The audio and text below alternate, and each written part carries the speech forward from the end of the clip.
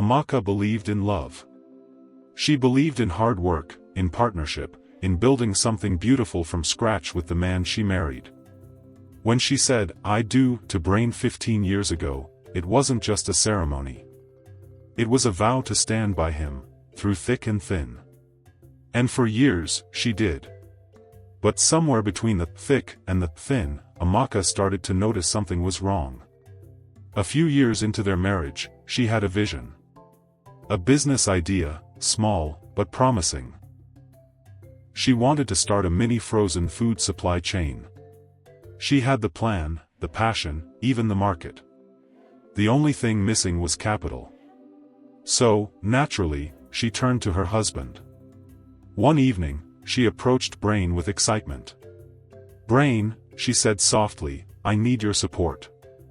If you can help me with just 250,000 naira, I'll handle the rest." Braine didn't look up from his phone. He shrugged. "Money is tight right now. Let's focus on feeding and bills first." Amaka's face dropped, but she nodded. Maybe he was right. Maybe the timing wasn't great. But within the same week, she overheard him on the phone laughing with his younger brother in Enugu. "Don't worry," he said, "I'll send the money tomorrow. Go ahead and start the catfish farm. I believe in you." Amaka stood still in the kitchen, her hands soaked with detergent, her heart drenched in pain. She didn't argue. She didn't nag. She didn't cry. She did what women like her always do. She found another way. She called a friend, swallowed her pride, and took a loan. That was how her business began. Not with support, but with sacrifice. She started small, supplying frozen chicken to 2 shops. By the 3rd month, she had added fish, and even turkey. She was waking up at 5 a.m., cleaning and packing, taking care of the children, managing the home, and chasing customers, all without Braine ever asking, "How's business?" He never showed interest. Never offered encouragement. Never invested a single naira. But Amaka noticed something else. When Braine's sister had her second child, he bought her a baby cot and sent 50,000 naira for baby things. When his mother needed urgent hospital money, he sent it, no questions asked. But when Amaka needed a delivery bike to scale her business, he said, "We can't afford such luxury right now." Luxury? Her business was feeding the family, paying school fees, and covering utilities. How was that a luxury? Amaka didn't complain. She was used to carrying the weight alone. But something in her heart started to crack. A woman can only bottle things in for so long before it begins to leak through her smile.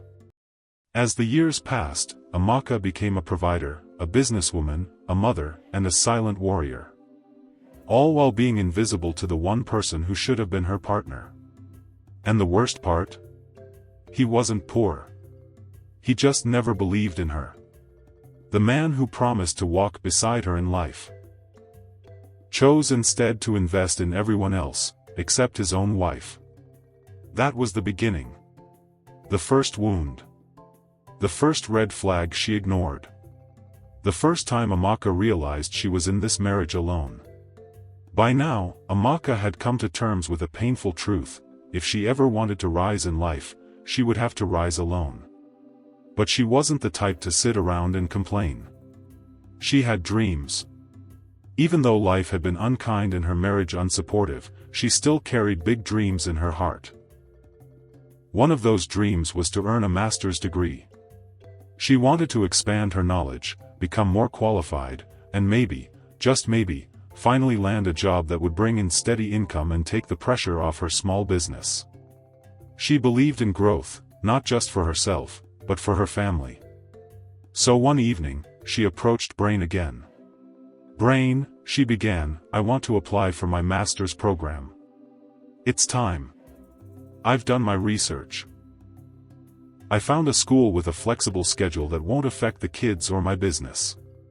He looked at her, and without hesitation, said, "Where's the money for that one again coming from?" Please let's not start what we cannot finish. Amaka smiled faintly, but inside, a storm was brewing. This was the same man who had wired money to his cousin in London just last month to process papers. The same man who bought a new generator for the village house. But for her growth, there was no budget. So once again, Amaka turned to Plan B, herself. She applied for a soft loan from a cooperative. She tightened the budget. She sacrificed her beauty routines, skipped outings, and sold some of her business stock at cost price just to make the initial payment. She pushed herself into a tight corner, but at least she was moving forward. Juggling business, school, home, and motherhood wasn't easy.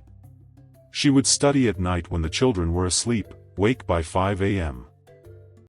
to prepare meals, dash to the market, rush to her lectures, and then return home to act like nothing had changed. Braine never once asked, "How are you coping?" Never offered to take the children to school. Never volunteered to do school runs or even wash their uniforms. In fact, the more she tried to improve herself, the more distant he became, as though her ambition was an insult to his ego. Then the unthinkable happened. Braine lost his job. He came home one afternoon, slumped into the chair, and told her the company had let him go. Amaka's heart sank. Not because she was angry, but because she knew what it meant. She had to become the engine of the home again. And just like that, she wiped her own tears and became the breadwinner, again. She took up 3 jobs. By day, she ran her frozen food business. By evening, she gave home lessons to students. And at night, she worked on content writing and freelance tasks for clients abroad. She didn't sleep more than 3 hours a night. She'd iron uniforms, pack lunchboxes, attend lectures, and still help the kids with their homework. And yet, no one clapped for her. No one saw her. No one, especially not Braine, said, "Thank you." He stayed home, blaming the economy. He applied for jobs, yes, but with no sense of urgency. When bills came, Amaka paid. When school fees were due, she found a way. When his siblings called for help, he still picked their calls and still promised them money.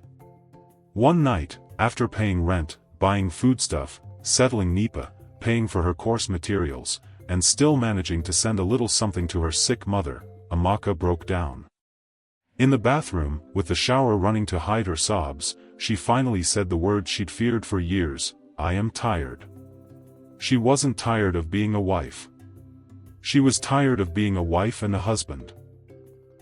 By the time Braine finally got another job, Amaka had already hardened. She was no longer the soft-spoken woman who begged for support. She had become a lioness, weathered, wise, and wounded. But even lions have breaking points. When Braine brought home news of his new job, she smiled. Not because she was happy for him, but because she thought, maybe this was the turning point.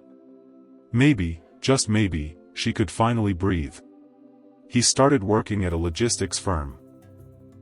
Good pay, steady work, better hours. At first, things looked hopeful. He began giving her money, but only for food and minor household supplies. Rice, oil, Maggi, bread. That kind of thing. No mention of school fees. No interest in utility bills. Certainly no support for her business. But Amaka, ever the peacemaker, said nothing. She thought, let me give him time to settle. She didn't want to nag. She didn't want to be the wife they complain about in beer parlors.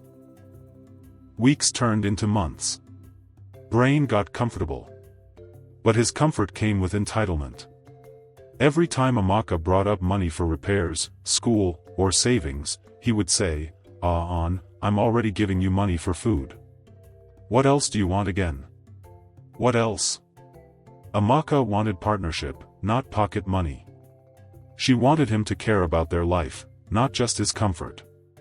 She wanted what she had given for over a decade: commitment, responsibility, and effort.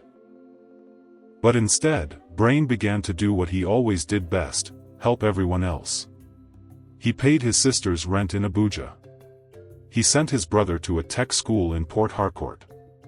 He even gave his old boss's son money to learn graphics design. But when Amaka brought up expanding her frozen food business, buying a small deep freezer and restocking her supply, Braine's face tightened. "All this your business, SEF, must you grow everything at once? Just manage like that for now." That was the moment Amaka knew this man was never going to invest in her. But the final straw? It came wrapped in betrayal. One rainy Sunday morning, Braine came into the bedroom looking frustrated. "Babe, I lost my phone," he said. "It was stolen at the mechanic's. I need to replace it urgently. Please help me." Amaka sighed. That phone was his life: contacts, emails, work. Without it, he'd be stuck. So, despite being in the middle of her own business expansion, she dipped into her savings, and 200,000, and gave it to him. But this time, she added something else. "Braine, this is not a gift. This is a loan. Please let's agree you'll pay back 220,000 naira over 6 months. That's 36,666 naira every month. I'll write it down." Surprisingly, Braine agreed. He even signed her small receipt book. The first month, he paid. The second, he paid, a bit late, but he paid. The third? Delay. Excuses. Then silence. By the fourth month, when Amaka reminded him gently, he exploded. "So I can't rest again in my own house? You're disturbing me over small money? Are you a moneylender?" Amaka stood still, stunned. This same man she had carried for years, was now calling her a disturbance. He refused to pay the remaining months. Tore the paper they both signed. And said, "If you want to count money, count your marriage as payment." That day, Amaka felt something snap inside her. It wasn't anger. It wasn't bitterness. It was clarity. She finally saw what she had been to Braine all these years: not a partner, but a resource. Amaka didn't ask for luxury. She didn't want gold or Gucci. All she ever wanted was support, respect, and basic fairness. But what she got in return was a man who took her kindness for foolishness, who used her strength as a crutch, and who believed that marriage was a license to exploit. And when it was time for payback, he reminded her, "Not in this life." But Amaka had had enough. She was no longer asking. She was no longer begging. She was done investing in someone who only believed in returns when it came to himself. Amaka had stopped expecting miracles from Braine. But she never expected the man she married to try to ruin her financially. After the phone loan drama, she drew boundaries quietly. She told herself, no more business money for Braine. No more sacrifices without accountability. She focused on rebuilding her frozen food business. Slowly, she restocked, expanded her customer base, and began saving towards buying a delivery tricycle. Things were looking up again. Then Braine struck again. It was a hot Thursday afternoon. The children had just returned from school, and Amaka was deep in her stock book, calculating inventory, when Braine walked into the room. "Amaka, sit. I need to talk to you." His voice was serious, not angry, just measured. She looked up, wary but curious. "What is it?" He cleared his throat and adjusted his shirt like someone about to give a TED talk. "I've been working on something. A solid business idea. Logistics meets retail. It'll blow. I just need capital." Amaka raised an eyebrow. "Okay," he continued, "I've spoken to 2 banks already. If you apply for a loan, just 2 million naira, and say it's for your business, they'll give you. We'll use your documents. Then we'll pump it into this idea. It'll benefit both of us." Silence. Amaka blinked. Her heart thumped slowly, not out of excitement, but from pure shock. She looked at this man, the same Braine who refused to give her 250,000 naira to start a business. The same man who never paid for her master's degree. The same man who defaulted on a mere 200,000 naira loan with insults and accusations.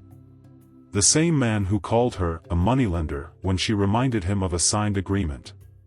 And now, he wanted her to collect a bank loan in her name, with her business profile, for his business? Amaka stood up slowly. Her voice was calm. Too calm. Why can't you apply in your own name? Your records are better, Braine said, brushing it off. Your business looks stable. It's just technical. She shook her head. You never invested 1 kobo in my dreams. But you want me to take on a bank loan for yours? Why, Braine? Why should I risk everything I've built for someone who never believed in me? Braine got defensive. Why are you talking like this? I'm your husband. Isn't that what partnership is about? You helped me with the phone, didn't you? Amaka laughed, not with joy, but the kind of bitter laughter that tastes like burnt pepper in your throat. The same phone you couldn't finish paying for. Braine, let's stop this game. You don't want a wife, you want a bank you can default on without consequences. He flared up. So you're refusing to help me? That's what you're saying? After all I've done for this family? Amaka didn't even answer. She picked up her bag, walked out of the room, and sat in the parlor in silence. And in that silence, she felt peace. Not guilt. Not confusion. Not fear. Peace. Because for the first time in 15 years, Amaka chose herself, fully and without apology. She knew the consequences. There would be silent treatments. There would be emotional manipulation. There might even be threats of this marriage not working again. But none of that mattered. Because this time, Amaka had seen clearly. She had seen that Braine wasn't just unsupportive, he was entitled, manipulative, and dangerous to her financial future. This loan request wasn't a partnership. It was a trap. Amaka thought she had seen it all. After years of being ignored, used, and undervalued, after carrying the home, building her business from scratch, and being turned into an ATM in a wrapper, she thought nothing Braine did could surprise her anymore. She was wrong. It had been 2 weeks since she turned down Braine's request for a bank loan. Since then, he'd been sulking around the house like a child denied sweets. He barely spoke to her. He refused to eat her food some nights. He even told the children, "Your mummy no longer supports me." But Amaka was unmoved. She had made her decision, and for once, she was standing her ground. Then, one morning, just as she was preparing to go and check on her new cold room delivery, Braine called her. "Amaka, sit. Let's talk. I've thought of another plan." She paused. Sat down. Arms folded. Expression blank.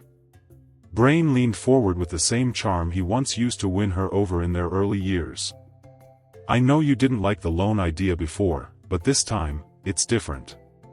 I've already found someone that can help us package the loan quietly. It won't even reflect on your business CAC. Just let them use your name to process it, you won't need to do anything else." Her name. Again. Her credibility. Her future. Her sweat.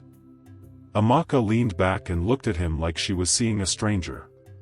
"Braine, you're still talking about this?" "Amaka, this one is a once-in-a-lifetime opportunity. This business will blow. But I can't do it without you." Amaka stood up, slowly, her voice calm but cold. "You've never done anything with me, Braine. So don't start lying to yourself now that you want to do something together. When I wanted to start my business, you said it wasn't the right time. When I applied for my master's, you said it was unnecessary. When I carried this family during your job loss, you never looked back. You owe me money you haven't paid. And now you want to use my name, my sweat, to take a loan for a business that isn't even mine? Braine sighed, frustrated. So you won't help me? You're choosing money over our marriage? That was it. Amaka shook her head, slowly, as tears welled in her eyes, not from sadness, but from years of suppressed frustration finally boiling over. Braine, you are the one who chose money. You just didn't choose mine. You chose your siblings, your ego, your comforts, over me, every single time. I'm not wicked, I'm just done being used. If this marriage depends on me giving you another chance to destroy my financial future, then maybe, it's not a marriage at all. She turned and walked away. Not in anger. In peace. That day, Amaka realized something deep: if a man can risk your name but never protect your name, you're not his wife. You're his ladder. She had been carrying a man who never once tried to walk beside her. She had believed in love. But love, without respect, without support, without responsibility, is not love, it's slavery. And she was done being a slave. Let Braine figure out his dreams without burying hers.